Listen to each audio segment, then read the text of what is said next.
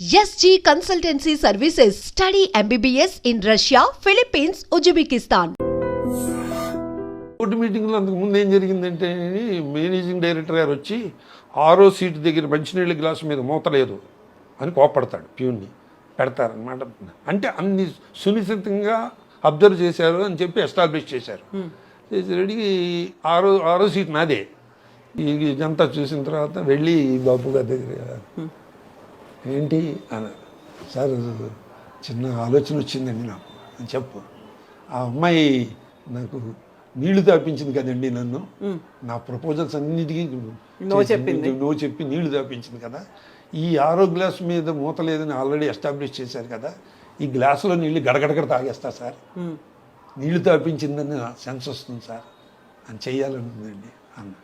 ఇది చొక్కా మీద పూసుకోకుండా ఉత్తినే మయంలో చేయండి, మయంలో నీళ్ళు తాకండి, గ్లాస్ పుచ్చుకుని మయంలో చేయండి, అలా ఇట్లాగే చేయండి, ఇట్లాగే చేయండి, ఎందుకంటే ఎక్కువ చేయొద్దు, బాగుంది చేయండి. సో సజెషన్స్ కూడా తీసుకునేవాళ్ళు. అంటే రిలవెంట్ అయితే తీసుకుంటారమ్మా, ఏ డైరెక్టర్ అని తీసుకుంటాడు. అవును, ఇర్రిలవెంట్ అయితే వాళ్ళు అంటే డిస్టర్బ్ చేస్తే సీన్ డిస్టర్బ్ చేయడం కానీ, లేకపోతే ఫర్దర్ సీన్ మనకు తెలియదు, వాడు డైరెక్టర్ తెలుసు. దీంట్లో సాధక బాధకాలు కూడా ఉన్నాయి. మొన్న ఒక కొత్త డైరెక్టర్ దగ్గర యాక్ట్ చేస్తుంటే నాకు వచ్చినవేవో ఇంప్రూవైజేషన్ చెప్తుంటే ఈజ్ నాట్ యాక్సెప్టింగ్.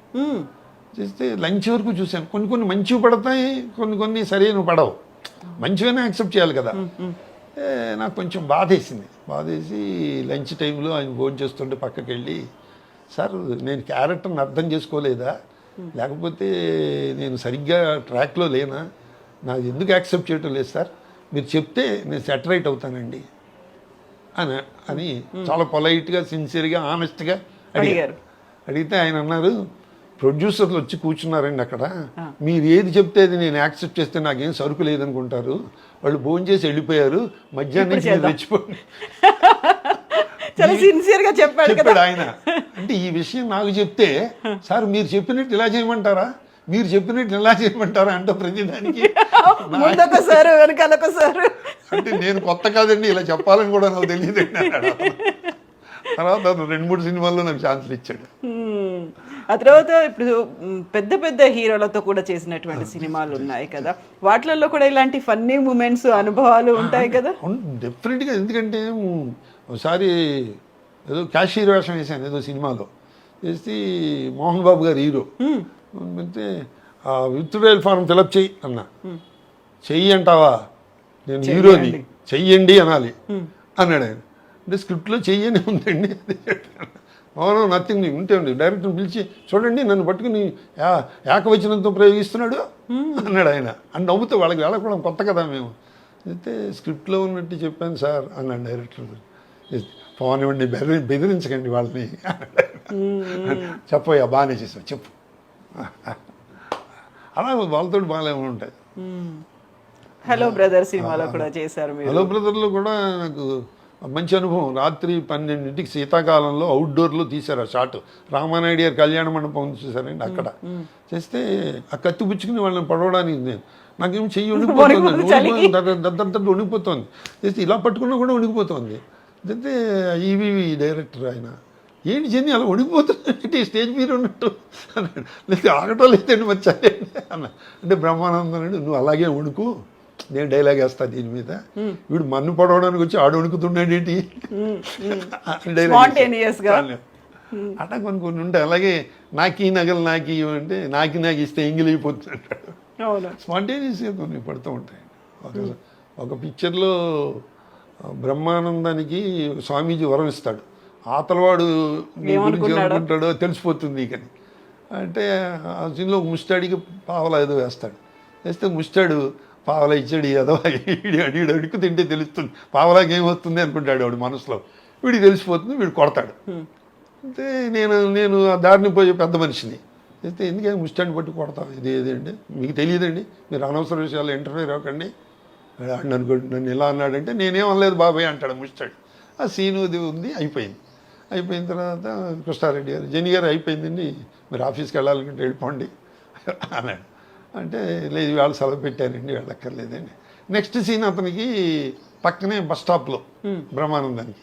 ఆ బస్ స్టాప్లో ఏంటంటే ఒక అమ్మాయి ఇతను చూసి కిరసనాల డబ్బాకి చెవులు పెట్టినట్టున్నాడు వీడు ఎవడో అనుకుంటుంది మనసులో. వీడికి తెలుస్తుంది కదా ఆ అమ్మాయితో గొడవ పడతాడు. నేనేంటి వెళ్ళిపోమన్నారు, ఏంటి ఇంకింత పెడతాం, బ్రహ్మానందం చేస్తున్నాడు కదా అని అక్కడికి వెళ్ళాను నేను. అంటే బ్రహ్మానందం అన్నాడు, నేను ఎక్కడికి వెళ్తే అక్కడికి వస్తావా అన్నాడు. అంటే నువ్వు అక్కడికి వెళ్తే అక్కడ గొడవ పడతావా అన్నాను నేను. అంటే ఆయన కృష్ణారెడ్డి గారు మా ఇద్దరు మాటలు విని, ఏమండి ఈ సీన్లో మీరు కూడా రండి, యాజ్ తీసుగా ఇలాగే చేయండి మీ ఇద్దరు ఇదే ఇలాగే చేయండి అన్నాడు. అట్లా కొన్ని భలే ఉంటాయి మా గుర్తు సింక్ అయిపోతూ ఉంటాయి. అందులో నటుల మధ్య కోఆర్డినేషన్, ఆ ఫ్రెండ్షిప్ అనేది కూడా బాగా కలిసి వస్తుంది కదా. తర్వాత ఆ డైరెక్టర్కి అభిరుచి కూడా ఉంటుంది. ప్లస్ ఆ సీన్లకి ఎక్కడ ఇబ్బంది, నెక్స్ట్ సీన్కి ఇబ్బంది పడితే యాక్సెప్ట్ చేయరు. నెక్స్ట్ సీన్ మనకు తెలియదు, వాళ్ళకి పూర్తిగా స్క్రిప్ట్ కంట్రోల్లో ఉంటుంది.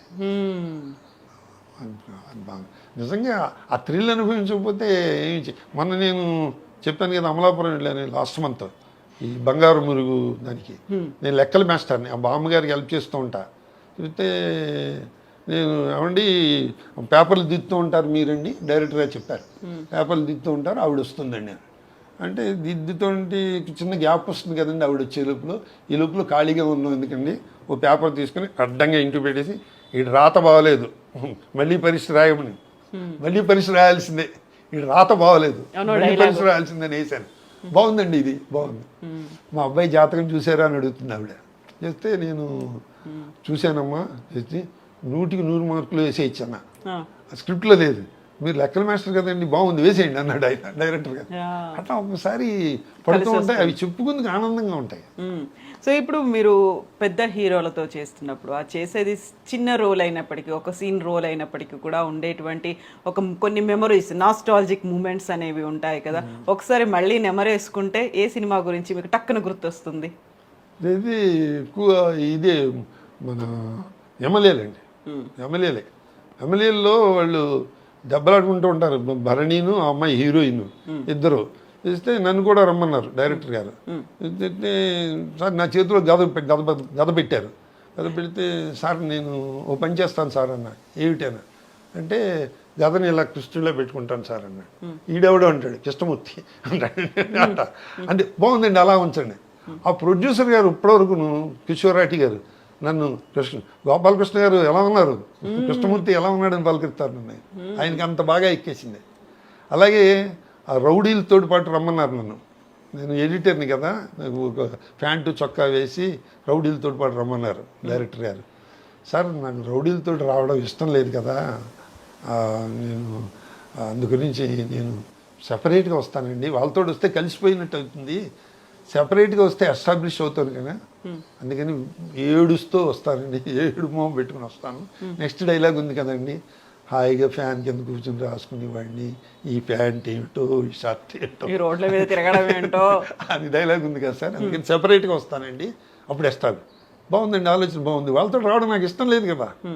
అలాంటి కొన్ని స్పాంటేనియస్గా కొంచెం మంచి భలే ఉంటాయి, ఆ థ్రిల్ ఉంటుంది. ఒకవైపు నాగార్జున గారితో చేశారు, మరోవైపు అల్లు అర్జున్తో నాగార్జున గారితో అండి ఆయన సీరియల్ చేశారు, ప్రేమ అనుకుంటాను. వాళ్ళు హాస్పిటల్ సెట్ వేశారు అన్నపూర్ణ స్టూడియోలో. అయితే నేను హీరోయిన్ ఫాదర్ని అండి, చిన్నప్పుడే మొదలుపోతుంది. ఫస్ట్ డేనే అమ్మాయి ఎంబీబీఎస్ చదువుతూ ఉంటుంది అన్నమాట హీరోయిన్.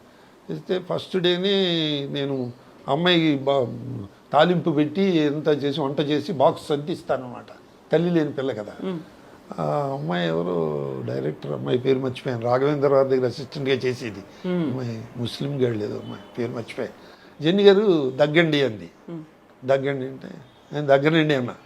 ఏం దగ్గితే ఫోటో పెట్టి దండేసేస్తారండి ఫస్ట్ సీన్లో, ఆ దగ్గు కాదండి, మీరు 100 ఎపిసోడ్లు ఉంటారండి, మీరు కూతురికి ఆ తాలింపు పెట్టింది అది పెట్టి అంతా చేసి బాక్స్ సర్దిస్తున్నారు, తాలింపు దగ్గి పోపు దగ్గింది, జబ్బుతో వచ్చిన దగ్గు కాదు. అలా అయితే దగ్గుతానమ్మా, ఎంతసేపు అయినా దగ్గుతాను. అంటే దానికి నేను రోజు స్టూడియోలో వెళ్తుంటే ఆయన నాగార్జున గారు పిలిచారు, ఇలా రండి, నా పేరు కూడా తెలియదు ఆయన పిలిచారు. అంటే ఎవరో పక్కన ఉన్నాడు, జెండి ఆర్టిస్ట్. అయితే నేను చూసాం, బాగుందండి కీప్ ఇట్ అప్ అలా ఒళ్ళు ఉప్పొంగిపోయింది నాకు. తర్వాత ఆయనతో ఏదో సినిమా చేస్తూ నేను నా అసిస్టెంట్ లేడు, నా దగ్గర అద్దం లేదు. అయితే నాగార్జున గారి అసిస్టెంట్ని, బాబు ఒకసారి అద్దం ఇయ్యన్న. అలా అడగకూడదు హీరో, నాకు అది తెలియకూడదు. ఆయన ఇచ్చారు, అద్దం అసిస్టెంట్ ఇచ్చాడు. ఇలా చూసుకుంటే, సార్ మీ అద్దంలో చూసుంటే నేను కూడా అందంగా ఉన్నానండి అన్న. అంటే ఆయన నవ్వి కుర్రవాదవాళ్ళు వీళ్ళకి మాట్లాడడం తెలియదు. ఇప్పుడు మొన్న ఏదో యాడ్ చేసామండి, గోల్డ్ స్పాట్ ఏదో యాడ్ చేసినప్పుడు, సార్ సో అండి గుర్తున్నారండి, నా అద్దం పుచ్చుకున్నారు కదా మీరు. అద్దం సీన్ కూడా గుర్తుంది అయితే. అలా కొన్ని మంచి మధురస్మృతులు ఉంటాయి.